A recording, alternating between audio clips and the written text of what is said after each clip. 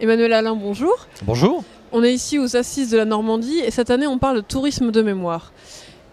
En particulier de la notion d'expérience qui du coup n'est pas forcément la même qu'on soit d'un côté de la Manche ou l'autre ou d'un côté du Rhin ou de l'autre.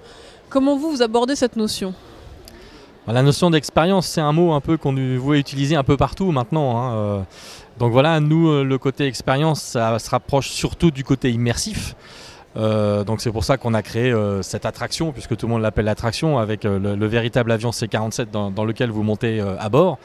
Et puis pour une durée de 7-8 minutes, vous pouvez revivre ou toucher du doigt, je dirais plutôt, ce qu'ont pu vivre les parachutistes américains dans la nuit du 5 au 6 juin.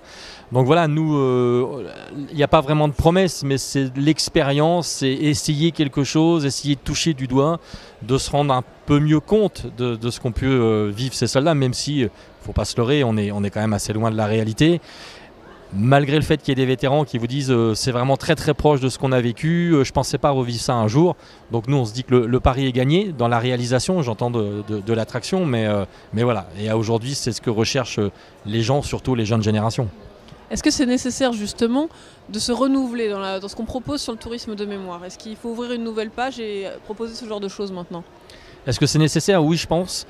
Alors, en faisant ça ou autre chose, mais aujourd'hui, vous êtes obligé d'innover, vous êtes obligé de suivre les attentes des visiteurs. Moi, j'ai la chance encore d'être au contact de mon public, puisque ça m'arrive de prendre les entrées et ensuite d'aller voir les visiteurs, leur demander leur ressenti avant l'avion, après l'avion, devant les vitrines de certains objets qui ont une âme, qui sont très forts émotionnellement.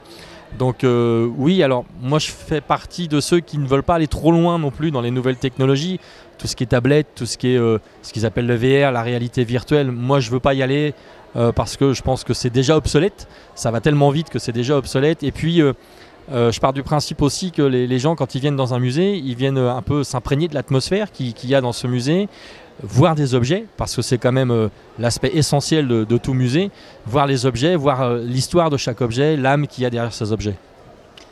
Et alors, est-ce que pour construire votre expérience à vous, ce que vous proposez dans votre musée, vous avez fait appel à des historiens, des vétérans? Comment ça s'est passé? Alors, appel à des historiens, non, parce que nous, on est sur un détail, je dirais, du débarquement. On traite les troupes aéroportées américaines dans la nuit du 5 au 6 juin. Donc, on maîtrise parfaitement, je dirais, l'histoire de ces troupes aéroportées, puisque nous avons écrit 19 ouvrages.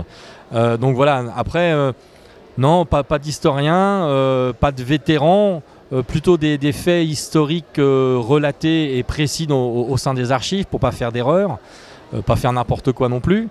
Et puis voilà, et après faire en sorte que les gens s'intéressent, parce que c'est surtout ça, intéresser les gens tout au long du parcours muséographique, pour pas que le musée soit rébarbatif, ennuyeux, enfin tout ce que vous voulez.